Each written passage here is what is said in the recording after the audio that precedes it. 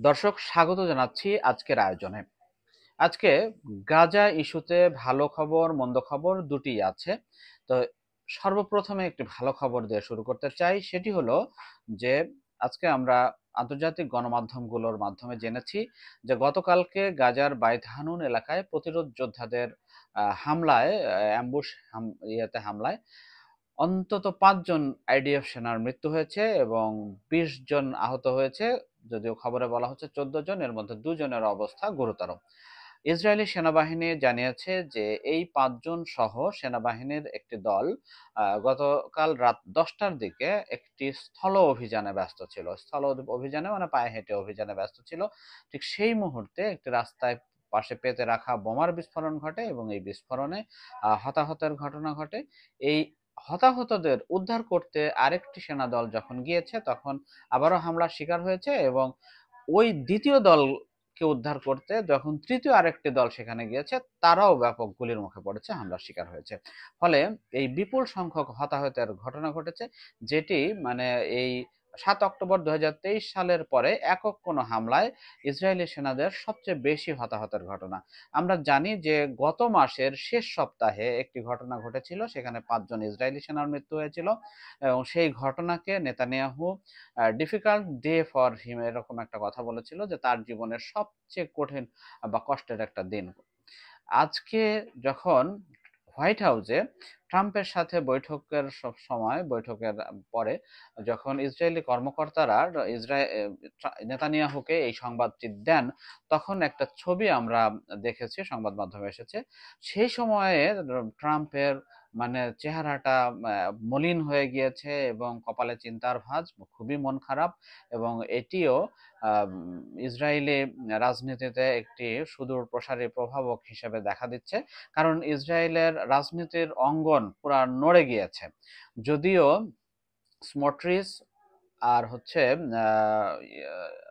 আরেকজন আরেকজন মন্ত্রী ইসরায়েলের, তো সে বলেছে যে যে ইয়েতে কি বলে, দোহায় যে আলোচক দল পাঠানো হয়েছে, প্রধানমন্ত্রীকে বলবো যে তাদেরকে নিয়ে আসেন, তাদের ফেরত নিয়ে আসেন। কোন ধরনের আলোচনার দরকার নাই, যুদ্ধবিরতির দরকার নাই।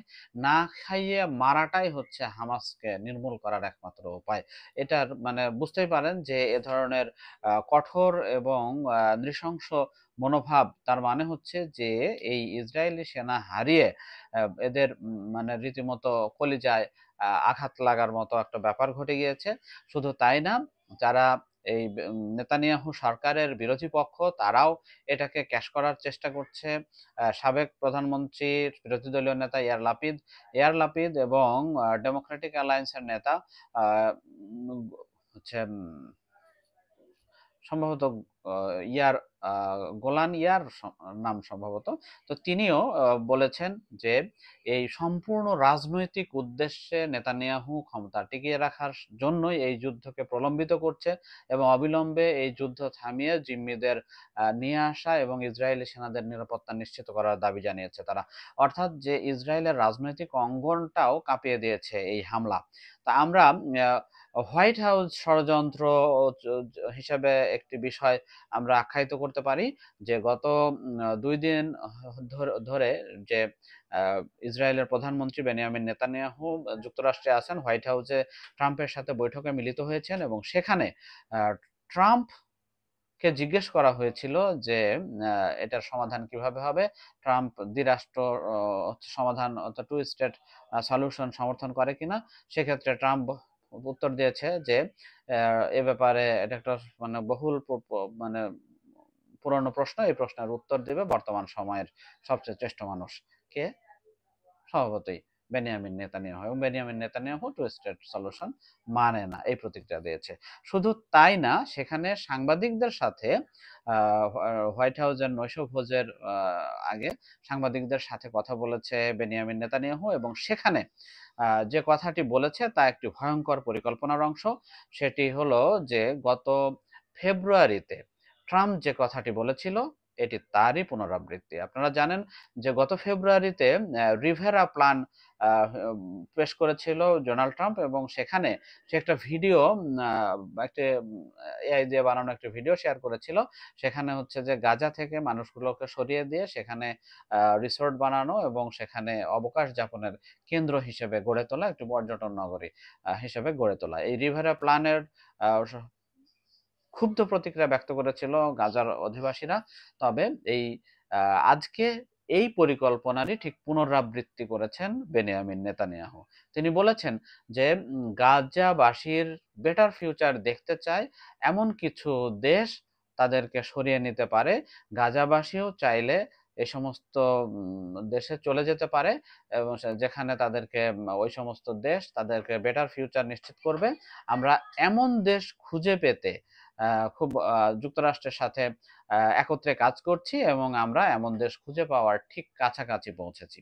অর্থাৎ সহজেই অনুমেয় যে ফিলিস্তিনের লাখ লাখ মানুষ এখন বাস্তুচ্যুত হতে চলেছেন। এমনিতেই তো ঘর বাড়ি হারা মানুষ খোলা আকাশের নিচে জীবন কাটাচ্ছেন, খেয়ে না খেয়ে, অনাহারে অর্ধাহারে। চিকিৎসার ব্যবস্থা নাই, খাবারের ব্যবস্থা নাই, জরুরি কোনো প্রয়োজন মেটানোর কোনো ব্যবস্থা নাই। এবং একই সাথে ইসরায়েলি বাহিনীর গুলি এবং বোমা এটা অবারিতভাবে অব্যাহত আছে। তো এর মাঝেও অন্তত মাটিটা আমার, আমার জন্মভূমি, এই পরিচয়টাও শেষ পর্যন্ত কেড়ে নেওয়ার চেষ্টা চলছে। এটি যদি সফল হয় তাহলে ফিলিস্তিনের বাসিন্দারা তারা দেশ হারাবে, দেশের মাটি হারাবে, শেকড় হারাবে। অর্থাৎ তাদের জীবন একটা শরণার্থী, বাস্তুচ্যুত শরণার্থীদের জীবনে পরিণতি হতে চলেছে। আচ্ছা, আমরা একটি বিষয় অনুমান করতে পারি যে এই সমস্ত দেশ যাদেরকে এসব মানুষদেরকে সরিয়ে দেওয়ার যে প্ল্যান করা হচ্ছে, পরিকল্পনা করা হচ্ছে, এগুলো কোন দেশ হতে পারে?